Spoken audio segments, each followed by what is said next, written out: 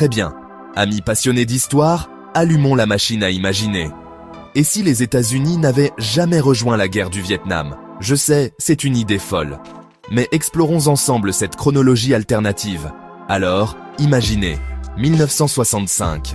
Au lieu d'augmenter les troupes et de lancer l'opération Rolling Thunder, l'Amérique décide de rester en dehors. Peut-être est-ce la pression publique ou un président plus prudent. Quoi qu'il en soit, les États-Unis gardent leur distance. Sans la présence militaire américaine, le Sud-Vietnam fait face au Nord seul. L'armée du Sud, plus petite, moins bien équipée et rongée par la corruption, peine. Sans la puissance de feu et le financement massif des États-Unis, les Nord-Vietnamiens pourraient marcher sur Saïgon beaucoup plus tôt. Pensez à 1966, pas 1975. Comment le monde réagit-il? La fameuse théorie des dominos, l'idée que si un pays tombe sous le communisme, les autres suivent, est mise à l'épreuve. Mais voici le rebondissement, d'autres nations d'Asie du Sud-Est, comme la Thaïlande et la Malaisie, ne s'effondrent pas. Il s'avère qu'elles sont plus résistantes que ne le pensaient les stratèges de la guerre froide. Aux États-Unis, les choses sont bien différentes. Pas de manifestations contre la conscription. Pas de fusillade de Kent State. L'énorme mouvement de contre-culture, toujours là, mais peut-être moins intense.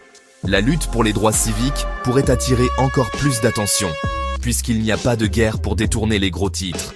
Et pensez au budget, des milliards économisés. Peut-être que ces fonds iraient aux écoles, aux autoroutes, ou même au programme spatial. Mais voici le point essentiel. La réputation de l'Amérique sur la scène mondiale est moins entachée. Pas de nouvelles du soir montrant la brutalité de la guerre. Pas de massacre de My Lai. Pas d'images d'hélicoptères fuyant Saïgon. Le pays évite les profondes cicatrices qui ont divisé toute une génération.